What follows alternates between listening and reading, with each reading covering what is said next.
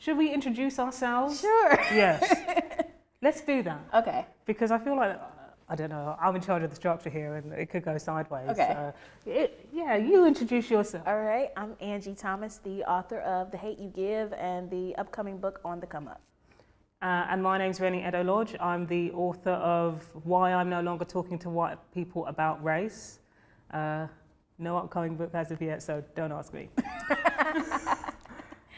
Let's get right into it, okay? It's an honor to be discussing this with you. I came to one of your London events way back last year, like June or something, Waterstones Piccadilly, or so the vibe was great. Awesome. The vibe was excellent. So I've got a list of questions here. Okay, cool. This is all very formal, but sometimes I don't trust myself to remember things sometimes.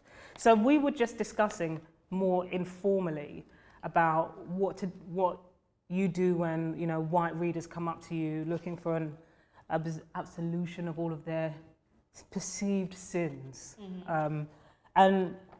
And that links in quite nicely with my first question, which is the issue of white friends in The Hate You Give, and the idea of, you know, I'm sure you get a lot of people coming up to you and saying, oh, well, what should I do as a white person? I also get that. Those are also some of the questions that I received in order to ask you, which I'm not going to. But, you know, in The Hate You Give, there is, Star is got very close bonds with two different white people, very different relationships. One of her closest friends, Haley, and her boyfriend, Chris. How can I discuss this without spoiling it? I'm going to assume that people have read it at this point. But what's really interesting about those two, they both go to the white private school alongside her, and they have radically different ways of thinking and responding to issues to do with race and racism. So, you know, in response to that question, how can I be an ally? Did you write those characters as examples about how to be and how not to be an ally? Oh yeah, absolutely. To me, it's interesting because when I think of Haley and Chris, Chris does not think he's an ally enough, and he's a pretty good ally. I won't say he's there. I will be the first to say Chris is not, even at the end of the novel, Chris is not woke. He's still drowsy, you know, but he doesn't realize. Hay fever tablets. Yeah. Exactly. He doesn't think he's a good enough ally, but he's a pretty good ally. Haley is the type of person who thinks she is a good ally, and she is not an ally at all. So through those two characters, I wanted to show how whiteness even approaches blackness sometimes.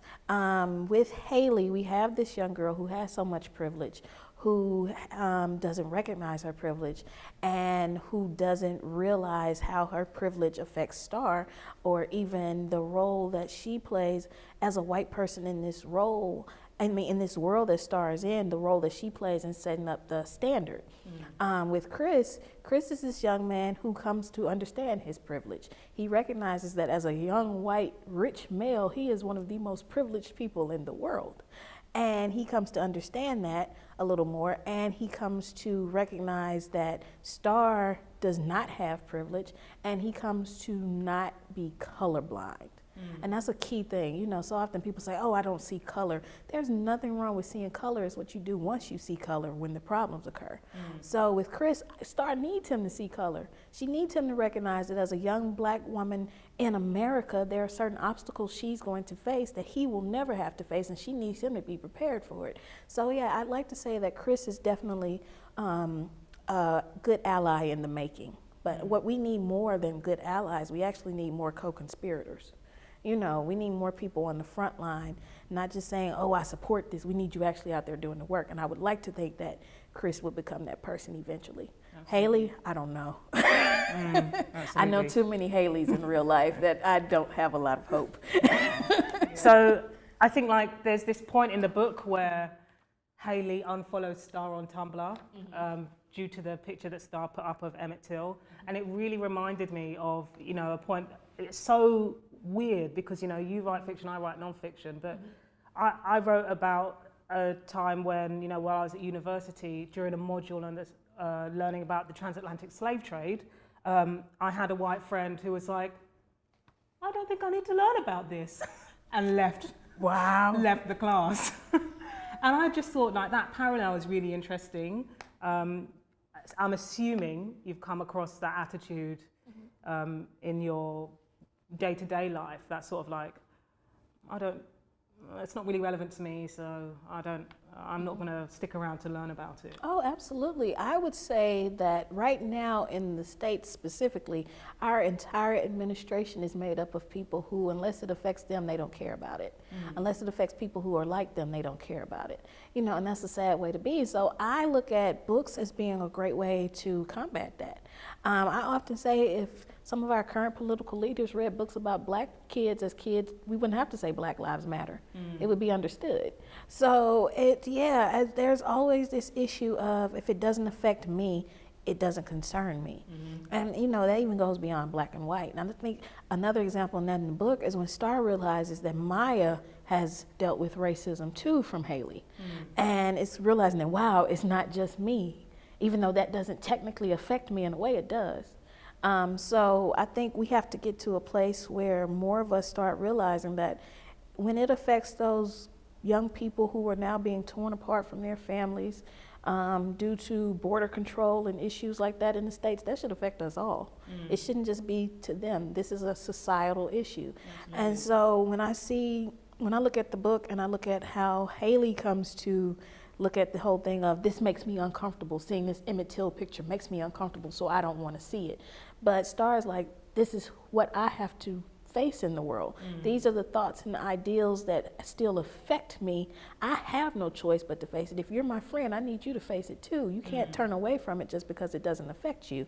So I hope that more young people when they read, but more people when they read the book and they see Haley, it makes them realize that even if something makes you uncomfortable and even if it doesn't affect you, I still need you to recognize it, because that's the only way we're going to get rid of it. Yeah, absolutely. I thought it was really sort of interesting towards the end of the book. You provided an answer to questions I'm sure you hear at Q&As, which is not just what can I do, but my friend is racist. How should I deal with them? I always say, don't be friends anymore, you know. Exactly. And I think that you dealt with that in a really very realistic way in the book, in terms of Star just sort of saying, this is a friendship I can let go. Yeah, I had to do that myself at times. And it's, you know, sometimes you're like, well, that person is nice, but, you know, and at what point does niceness outweigh racism? You know, what point does niceness outweigh racism? It shouldn't. You know, racism is one of these things that it affects us in more ways than one. And we can't, if we're saying I'm okay with this person even though they're nice, that's still like saying I'm okay with their racism.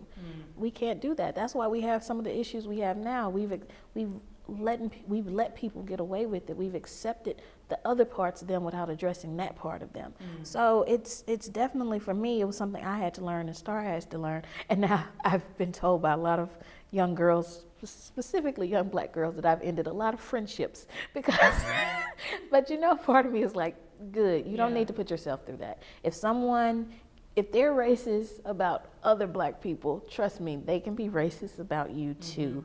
So you don't need that in your life. So I guess my apologies to all the friendships I ruined.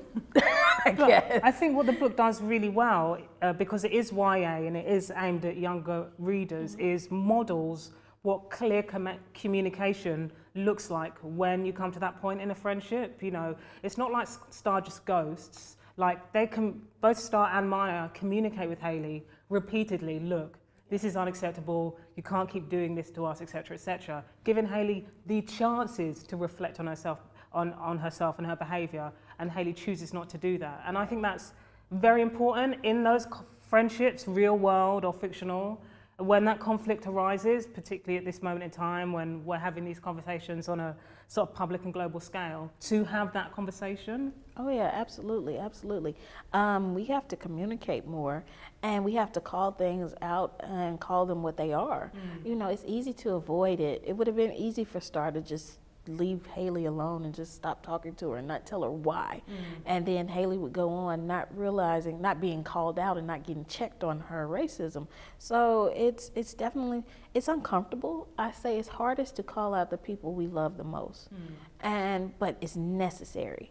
So I hope that by showing that Star calling it out and Maya calling it out, it shows that you have to do that. You have to call out the people you care about in order to really either challenge them to change or just give you the a good reason to walk away. Absolutely, and I'm an optimist. I believe that if Haley really does care about Star in the sequel, who knows, then Haley will reflect on her behaviour and be like, I care about this person, I seem to have hurt them, I don't understand how or why, I'm going to go and think about it. No sequel though. No sequel. Or in the continuation of the story in my head. I would like to think that it would take time, but I'd like to think that eventually Haley would recognize her faults and where she messed up, and recognize too that Maya and Star mean a lot to her. And if it means that the two people who she cares about that much are saying you've hurt us, maybe she needs to self-reflect. So I'd like to think she gets to that point. Haley is very stubborn, I will say it, but I'd like to think she gets to that point. Absolutely. I mean, that sort of whole Haley dynamic reminds me of all these situations I went through that led me to write Why I'm No Longer Talking to White People About Race. Because at some point you get fatigued. So I want to talk a little bit about the fact that in previous interviews you sort of said that you chose to write YA, that's young adult literature, if nobody knows, because so many of the names that the Black Lives Matter movement were organising around were young people. And that really, it got me there when you said that, because I was like, that's so true. We're talking about teenagers. Do you think that black children are denied the innocence that their white counterparts are afforded in the public eye? Absolutely.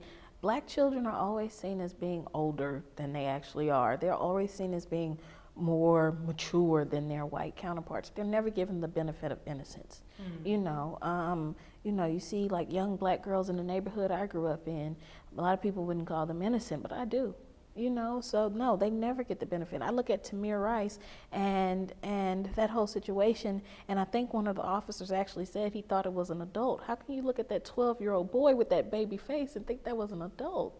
They're never given that benefit. Even when they're dead, they're not given that benefit. Trayvon Martin is called a thug more than he's ever called a young boy. So for me, writing for them means I want to show them their innocence and their awesome selves. I want to show a character like Star who, she's strong, but she's also vulnerable. She has good moments, but she also has weakness. And that's okay because that makes her human. And it's sad that I even have to say this, but young black kids are human. They're not super predators or anything like that. They're human beings and they're children still. So why can't we give them that benefit? And for me as a writer, that's like a big thing that I want to show, their innocence, even when they're dealing with hardships, how innocent they are. Absolutely. It reminded me of here in the UK last year, there was a 20-year-old, his name was Rashan Charles, who died after police contact in East London. And the ways in which he's died is disputed, but we know that it was after he came in contact with a police officer. And the ways in which the press around monstered him, 20 years old, 2 decades on this earth, giving us a picture of him about, essentially saying that he deserved to die. And in the UK, we don't have the death penalty, so it's always outrageous. I'm not saying it's any more or less outrageous than the US, but I always say we do not have the death penalty in this country. So how is it that people are dying when they're coming into contact with law enforcement? And in the book with Star, that's also something that she picks up on very quickly, that her friend Khalil is monstered in the press. After he's killed by a cop. Yeah. It goes back to even what I was saying about Trayvon Martin. He's often called a thug before a victim. Michael Brown is called a thug before a victim. Young black people are always blamed for their own deaths in these situations. And it's exhausting because you wonder, okay, at what point do we become victims? I look at Philando Castile. Philando did everything that we're told we're supposed to do, and yet and still he ended up dead. And yet and still there were people who blamed him for it. Why aren't we given that benefit of victimhood? What is it about black people that we don't get that benefit? So it's complicated as a young black person in America, especially to feel as if something happened to me, people would find a way to justify it. Because that's really what it comes down to. The reason they aren't victims is because someone's trying to justify why it happened. You don't call Michael Brown a victim because you're trying to justify what happened to him. And at what point do people stop trying to justify these deaths and people start trying to get justice for these deaths? Absolutely. So in the book, Star stays quiet for a good significant amount of the book. Why was that? Why did you write her as somebody who tried to get on with everyday lives after? Would you think it was her way of dealing with trauma? Oh, absolutely. And I also wanted to show someone who probably would handle it the way most people would handle it at first. It's easy to say, oh, if I was in that situation, I would speak out immediately. It's harder to be in that situation. A big inspiration for me when I was writing the book was Rachel Gentile, Trayvon Martin's best friend. And I remember when Rachel went to court to George Zimmerman's trial, and she got up there on the stand and she spoke up for Trayvon, more people criticized the way she said things as opposed to what she was saying. And it was for young girls in my neighborhood, they saw themselves in Rachel, and it was like, well, what's the point of speaking up and speaking out when people are just going to criticize how I say it? And that's honestly, that's a valid feeling, and it's a valid fear. And I wanted to show young people who would identify with Star, because I've had a lot of young kids say, I've seen things happen in my neighborhood and I'm scared to speak up on it. And that's valid, that's a real feeling, but I also wanted to show someone who comes to overcome that fear so that I could show my readers, no, it's not easy, but it's doable. And I think too, as a young Black person in America, you're often made to feel as if your voice doesn't matter. And that's where the silence will come from. But with Star finding her voice eventually, I hope that it inspires them to find their voices eventually, but to also recognize that the fear is normal. I really like the relationship between Star and her dad in that, like, from my reading, he really did want her to speak out, but he never ever put her under pressure. He was very light touch with it. Why did you write him like that?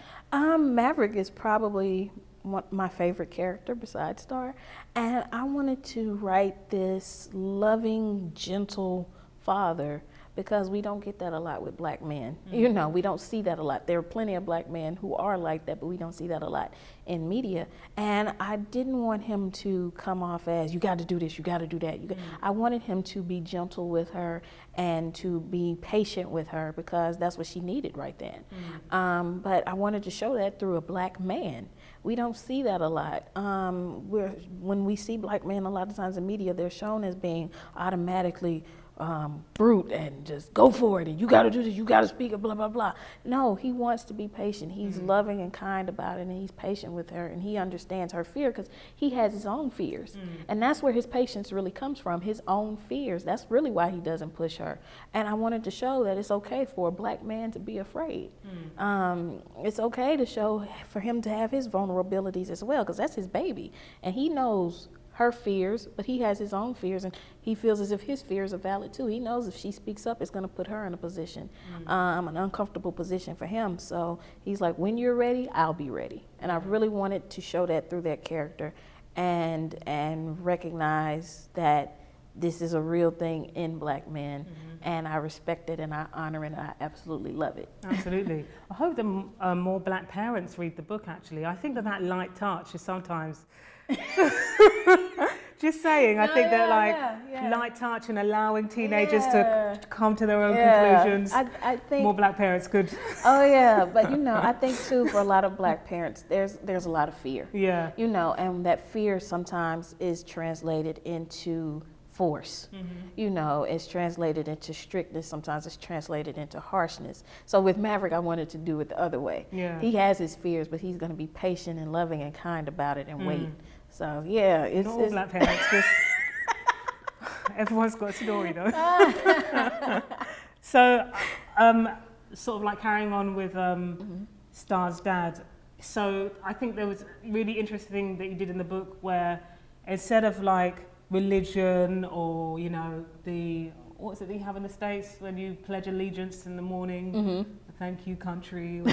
What's it called? The Pledge of Allegiance. Yeah, that's it. Yeah. I love it.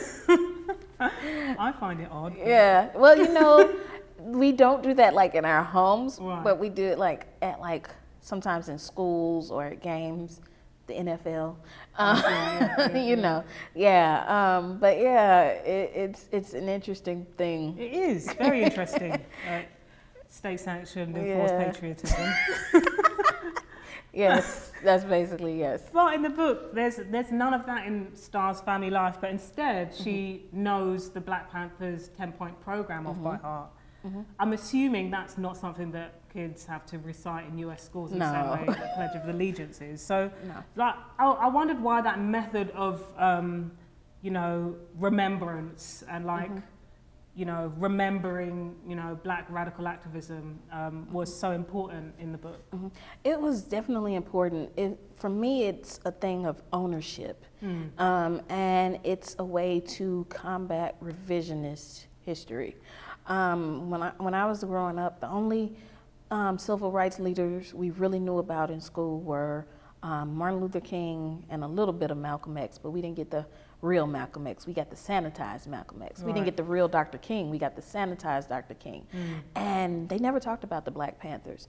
And then when you do research on the Black Panthers, a lot of times they're made to look like the villain in the story. You hear all the negative stuff, but here's the thing. We have the free breakfast in schools in the States because the Panthers started that. They did that first. There's so many positive things that they did that no one talks about. So with Maverick, I know for me, Maverick is, and it's showing my fangirl colors, but Maverick is what Tupac probably would have been as a dad. And I would like to think he would have instilled that in his kids too, because he would want them to know more beyond what's taught in their history books. He wanted them to know that there was this group of people, the Black Panthers, who were determined to change things, and they came up with their own Bill of Rights.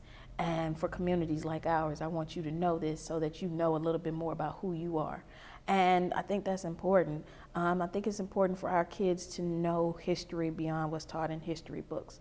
And that's really where that comes from.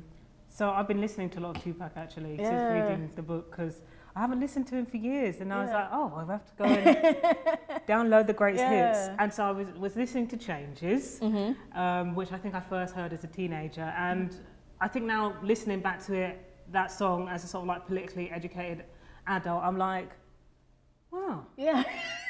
He really was providing some context. Yeah. And I realised that that's also something that you're doing in this book. You know, with both that song and this book, it's speaking about the contradictions and complexities of situations that African American people in particular find themselves in that are so often like cleaved into wholly good or wholly bad.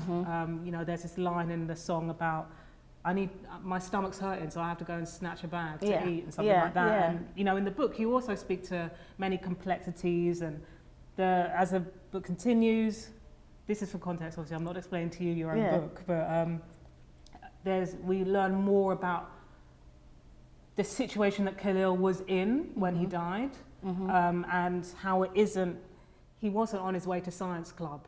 You know,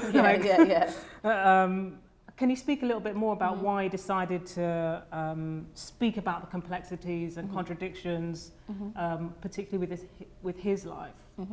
With Khalil, Khalil is based on so many young men that I know, either when I was growing up or I know now in my neighborhood.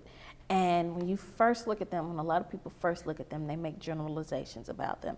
Oh, with his sagging pants, that's nothing but a thug. Oh, he's selling drugs, he's not bound for anything, he's just doing that. But nobody explores the why. Nobody talks about the why. And with Khalil, I wanted to talk about the why. Why does a young man in a neighborhood like that resort to selling drugs? Specifically when we find out his mom is on drugs, why would he do the same thing to someone else's mother that someone's doing to his mother? You know, why? What would put him in that predicament? What kind of desperation would force him to do that? And so I wanted to do that because if nothing else, I wanted to humanize this young boy and hopefully humanize these young men who end up in these situations. I will never condone what they do, but I want to explain the why and the mindset and what forces them to do that, and then how it is in a community like that, how there are so few opportunities to better themselves or provide for their families that they feel like this is the only way. So is somebody going to change that? That's the ultimate question. So with Khalil, it would have been easy for people to, if he was a real young man, to say, oh, that's just a drug dealer who lost his life. There's nobody to cry over. But I want to show you why he got in that position, where this young boy's heart really truly laid, and hopefully it'll make you look at the real Khalils and say, maybe I need to look at the whys instead of the what. Yeah, I think that you did a really good job of illustrating to younger readers what the illusion of choice looks like in that situation, particularly when you grow up in poverty. And that is sort of like juxtaposed with the fact that when Maverick wants to help a young guy out, he puts him in the shop. Yes. So it's like there are really two ways of earning money. Yeah. You know, you deal drugs or you work in Maverick's shop, and he can only have so many members of staff. Yeah. I noticed he employs his own children. That's probably to cut back to cut back on costs. Yeah. You know? Yeah. And He's I thought, cheap. but I thought that was, you know, really interesting because it wasn't like a Saturday job was going to be forthcoming for Khalil. Right. And I hope that that's, you know, younger readers think to themselves, you know, it's not just as simple as I've decided I want to be a bad person today. Right, you know? exactly. Yeah. It's never that simple. You know, you go, if you ever go to a prison and ask some of those people there, how did you end up here? You'd be surprised at how they ended up there, how they ended up in these situations. We so often judge people by the mistakes they make, and we don't humanize them. And that's really what we have to do more of. So, Khalil and even Devontae in the book, I want to show why these young men ended up in these situations. Why did Devontae end up in a gang? Because he needed a sense of family. That's really what it came down to. Why do so many young people end up in gangs? Because they want that sense of family. So if we look at it from that point of view, maybe someone who's so far removed from that life will maybe understand it a little more. Maybe it'll encourage them to do something to change things. Absolutely. It was really like heartwarming for me to sort of find out that The Hate You Give was made possible due to a grant from the non-profit We Need Diverse Books. Can you talk a little bit about the grant that you received? That was in 2015. Yes. The Walter Dean Myers grant. Walter Dean Myers was a phenomenal Black author in the States of young adult literature. And he passed, I think around the time We Need Diverse Books was first established, and so they named the grant in honor of him, and they gave it to new unpublished authors whose work they felt deserved the merit. And I remember I applied for it and I forgot about it, and then I ended up getting a literary agent, and like a month or two after I signed with my agent, I got an email, congrats, you won the grant. You know, We Need Diverse Books is doing amazing work, especially in the States, in diversifying children's literature, and not just the authors and the books, but even diversifying publishing. They have grants for interns. They have all of these things so that we can have more diverse gatekeepers. So with this grant, though, specifically, it was for those emerging voices to hopefully give them a little leg up. Because let's be real, when you're a writer, money is still a thing. You know? I mean, it's hard to eke out a living when you're emerging, for sure. Yes. So you used the money to buy a new computer? Yes. My the computer I had at the time was literally held together by tape. Like the screen was held together by tape. Yes. And like some of the keys were off, and like my mom would look at my keyboard and she's like, "Where's the K?" And I'm like, "It's right there, I swear." So it was I have to use like the on-screen keyboard and all of that. So when I got the grant, I was able to buy a new laptop, which was good because like a week after I bought the laptop, the other one died and I would have lost the whole book. You're so thank you. Thank you, We Need Diverse Books. Just the idea of that stresses me so much. Yeah. But I wanted to ask because Lionel Shriver, somebody who's never seems to have to code switch. No. Recently attacked Penguin Random House's diversity strategy. Basically, they've said we want to reflect Britain's population in our publishing house by 2025, I believe it is. She wrote in The Spectator, if an agent submits a manuscript written by a gay transgender Caribbean who dropped out of school at 7 and powers around town on a mobility scooter, it will be published, whether or not said manuscript is an incoherent, tedious, meandering, an insensible pile of mixed paper recycling. And I suppose, given the fact that you've written a phenomenally successful book, thanks to a grant from an organisation focused on finding authors who are not white, middle-aged, middle-class men or women in Lionel's case. Yeah. What you made of that? What you made of that statement? You know, I have a lot of thoughts on that. I have a lot of thoughts on her. One, the idea, basically what she's saying here and what it comes off to me and to other diverse authors is you're saying that our works are not good. We're only getting in there because of who we are. But it's as she's saying, we're not good enough to have a seat at the table. We're just being given charitable seats at the table, you know? And there are so many authors from diverse backgrounds who could write circles around her. So one, ma'am, you can stop. Two, this is coming from a person who is clearly threatened. For you to make a statement about that, that means you feel as if your seat at the table is threatened. That means that you feel as if this person is going to come take my place. That comes from a place of fear. But you know what? Maybe you should be afraid. Yes. Maybe you should be afraid. Yes, maybe you should be afraid. So it's ignorance, and it comes from fear. It really does. And in some ways, I almost feel sad for her that you would have to say something like that to make yourself feel better. That's just really what that comes down to. So but the fact is too, she's not the only person who thinks like that. There are a lot of people who are thinking like that, especially as we see initiatives to bring diversity into publishing amp up. We're seeing more pushback too. And it's from people who have been comfortable. But here's the thing, what's so different from let's say someone was given a deal just because they're Black or trans or whatever they may be. Yes. Let's say they were. Let's say they were. What's so different what makes that so different than when a white man is given a job position simply because his father knows this person? This is how our society has been operating for decades. Just because now that kind of idea may be being used towards a marginalized person, you have a problem with it. Where were you, Lionel, when this was happening with white men getting jobs based on who they know? Yes, Lionel. Exactly. So if you weren't saying something there, you can be quiet now. I thought what was interesting is that I was recently at the British Book Awards. It was great to see the Hate You Give win an award. Yes. Why I'm No Longer Talking to White People About Race also won an award. And congratulations. Congratulations to us both. Yes. High five. Yes. Take that, Lionel. I couldn't take 2 steps without walking through the venue and tripping over a gay transgender Caribbean who dropped out of school at 7 and powers around on a mobility scooter. The whole place was just full of them. I know, right? And I was like, wow, diversity has gone too far. Where are all the white people? The white middle-aged men, it's ridiculous, it's terrible. That's what I thought to myself. Anyway. Let's God, that's hilarious. The truth is, I want to hear from those authors. I personally like veer away from white male authors.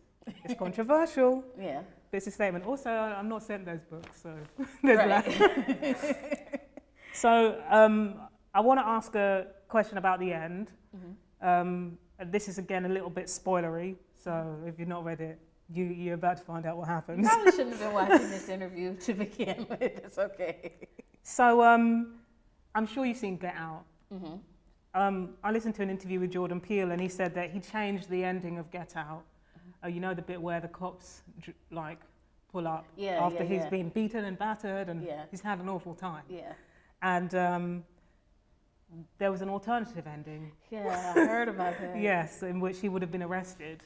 And Jordan Peele said that he changed that ending because the circumstances of the world around had changed, and suddenly conversations about racism were not so much in the margins, etc., etc. But I think you've been braver than Jordan Peele in this instance, in that you've given a far more realistic ending to this story, which is that 115 isn't charged for the Right. murder of Khalil. And I suppose with the book being a work of fiction, you could have easily put, he was charged and everyone was happy and justice was finally served. So first off, why? And secondly, if the optimism isn't found in the officer being charged, where does the optimism lie for you in the book? Oh, yeah. Well, there are two reasons why. One, the big why was I spoke to a lot of attorneys. I spoke to a district attorney, people who deal with cases like this, and I presented it to them as if it was a real case. And they all said the same thing, he would get away with it. Every single one. It was heartbreaking for me because part of me hoped that maybe I could, give this a happy ending, but they said no, he would get away with it. So that's like the main why. But the big why actually deals with the second part of your question. I decided not to give a so-called happy ending because we don't see happy endings. I can barely count on one hand how many times I've seen a case like this end with actual justice. We don't see that in the real world. It almost feels like a fairy tale at times for something like that to happen. So how do we find hope in the midst of that? Star's hope and my hope and the optimism is from her deciding to say, I won't be quiet, I won't give up. And I hope that young people, when they see things like this actually happen in real life, when they see another young black person lose their life and not receive justice, I hope that they decide not to give up, not to be quiet, to keep going. We romanticize the civil rights movement a lot. And one of the unfortunate things we do when we romanticize it is we look at it as being a short-term thing. This is not something that took place over the span of 5 years. We're talking at least 20, not more. It was a long time. The work that they did took a lot. So the work that we're doing now is going to take a lot. It's not going to change overnight, but it's going to take people deciding not to give up, not to be quiet. That's the optimism. Absolutely. Okay, so I've got some questions from our shared shelf members. Okay. That I've chosen. Okay. With my own hand. Some from Instagram and some from Goodreads, and I'm also going to shout out the people who asked them because everyone likes to shout out. Awesome. Here's one from Goodreads that I thought was a really nice question. It's from Carrie. She says, I love the reality of complicated family relationships, like Seven's half-siblings and Uncle Carlos. It felt real. Where did you find the inspiration to include this dynamic in The Hate You Give, and what do you hope readers take away from this? Are you trying to get in my business and find out about my family? I'm joking. Carrie, you've overstepped the mark. No, it's okay. It's totally cool. That was inspired not so much by my family, but by a lot of families that I know. Nowadays, what is a normal family? Have siblings, step parents, uncles and aunts who are like parents. That's normal. So why not show that in this book? And what I really wanted to show is that's a normal. Here's the thing too, it's not abnormal as long as there's love there. Every single person in Star's life that she considers family, she knows that they love her. Uncle Carlos is a father figure to her. He loves her. So there's nothing wrong with having multiple father figures. There's nothing wrong with her father being active and involved in her life too, because we don't see that a lot in media with black men. And so for her not just to have one dad, but two, it felt for me, if nothing else, I hope to combat that stereotype a little bit. But her having this, specifically, more so than Star, but for Seven to have this abnormal family. He's got his dad, his mom, his stepmom, and technically stepdad, with King. How does he navigate all that? And I wanted to show too this young man whose family in some ways the setup is so dysfunctional, but he's so functional himself. Absolutely. He's like the moral arbiter, particularly of that situation. Absolutely. So for me, it was paying homage to the families that I see who are making it work for the sake of the kids. I also like the fact that, in that particular situation, when it comes to towards the end of the book, the party, and he has a go at his mum. You don't just end it there and it's like, cathartic, he's had a go at his mum and everything's fine. He has to come he has to come back around with another conversation with her later on in the book, and she's annoyed with him. And It's like you can't just walk away from that sort of confrontation. No, you can't walk away from a black mama. I mean, No. On Instagram, Rebecca.Fegali asks, which character, if any, did you sympathise with most when writing? When reading, it was Aisha for me. I was fascinated by her. Oh, wow. I will say, too, if you're an Aisha fan, be on the lookout for the movie. Like, the actress who plays her does a phenomenal job with that character. So that's a little plug. But for me, I think I sympathize the most with Seven. I identify more with Seven than anybody. I'm a perfectionist like Seven. I am very protective of my family like Seven. I take on more than I should like Seven. And so I sympathize with him because here's this young man who wants to make sure everybody is right, even if that means he's not. Mm-hmm. And I get that so much. He takes on the weight of the world at times, even though his dad and his stepmom tell him, you can just be a kid. You don't have to do this. You don't have to take all this on. That was me as a kid. So I definitely sympathize with him the most. Definitely. Yeah. Seven's character reminds me of what people working in mental health call the parentified child, mm-hmm. where he feels like he has to take on responsibility. And it's really, I think, important for young readers to read that bit at the end of the book where he's told, you're the kid, yeah. you know? And if the people around you are not looking after themselves, particularly the adult, you have to accept that. Exactly, you know? Exactly. And you can't save them. Exactly. But also I love that bit, now I'm doing spoilers, towards the end of the book where we learn a new side of Aisha. Mm-hmm. That's all I'll say. Yeah. Yeah. That was important for me to do because I know Aishas, and so often they're written off and they're just seen in one light when there's so much more to them. So. Absolutely. On Instagram, AdventureGirl_Grey asks, is there a significance to why Star has 2 R's in her name? No. No? Okay. Okay, I will say though, the name Star came from Tupac. He once said that if he had a daughter, he would name her Star, specifically with 2 R's. Okay. And so we have to ask him, and we can't do that. No, but right. I think part of me thinks it came from Starry Night by Van Gogh. Okay. That was his favorite painting. And he was also inspired by the song Vincent, which was inspired by that. So I think it came from that whole Starry Night thing. So I think that's where the extra R would come from him. But for me, it has no meaning. I'm sorry, it's not an acronym too. Sorry, AdventureGirl_Grey. Well, I thought it was an interesting question.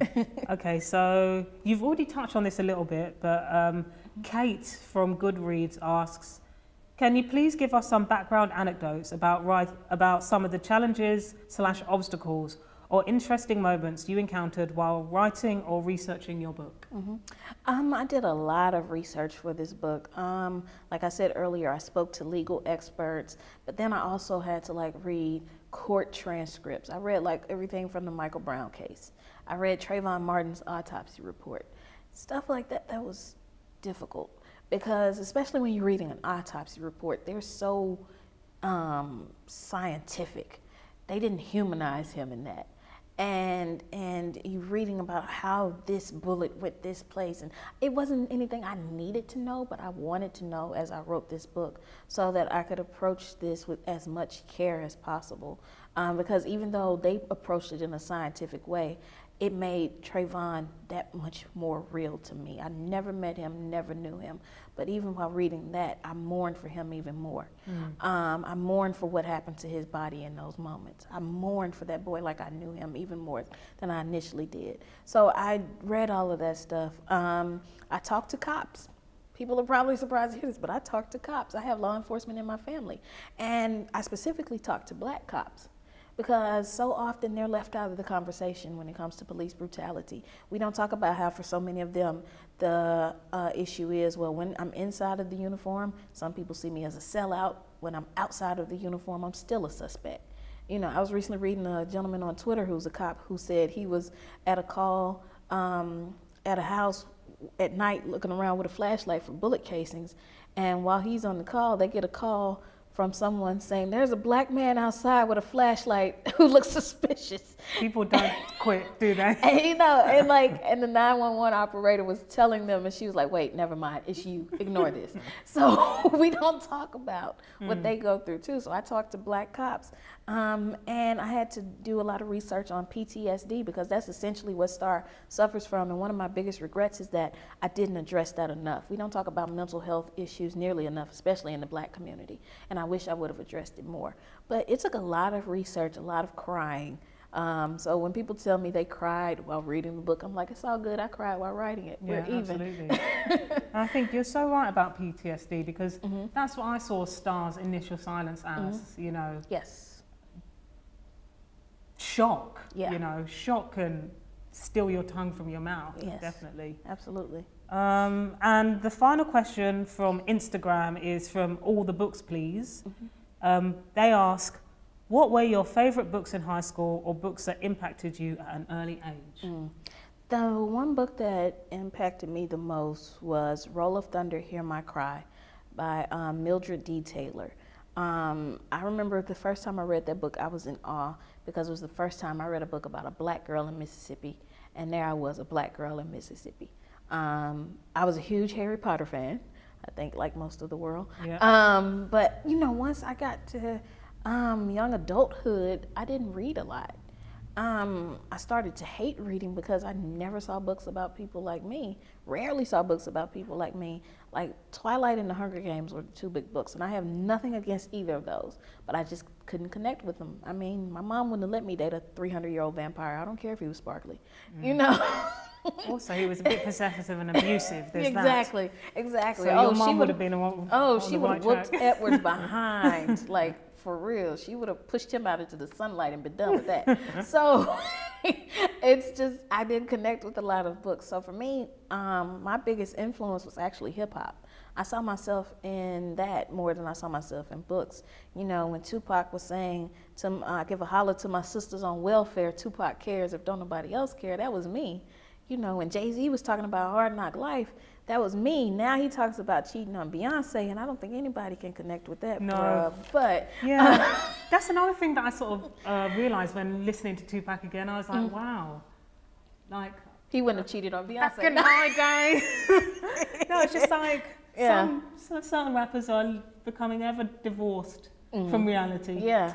Back in my day, it wasn't like that. Tupac wouldn't have said slavery was a choice. No, he wouldn't have. But I think I need more rappers to actually take responsibility. I won't say that they did back then. Pac was a walking, talking contradiction. I will criticize him quicker than anybody. But when he did use his art for good, it was good. You look at a song like Changes or Keep Your Head Up or even Dear Mama, those songs had meaning. So I need more rappers to take that seriously. I look at Kendrick Lamar and I think he's doing amazing work. J. Cole, what Childish Gambino just did with This Is America is phenomenal. But like you said, but back in my day, there was a little more of it. Yes. So I need a little more of it.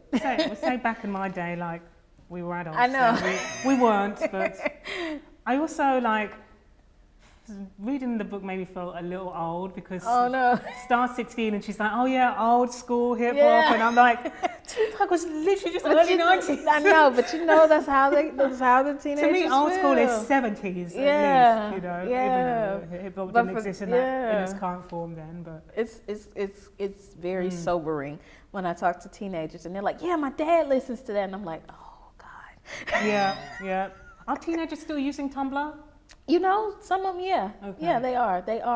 But a lot of them, I think, more so use like Snapchat and the video. Yeah, Musically and Instagram. I don't know any of this. I'm old. I'm old. I can't keep up. Well, thank you for talking to me. Thank you. It's been really interesting and really love the book. So, yeah, go read it. Thank you. Thanks for listening. Bye. Bye.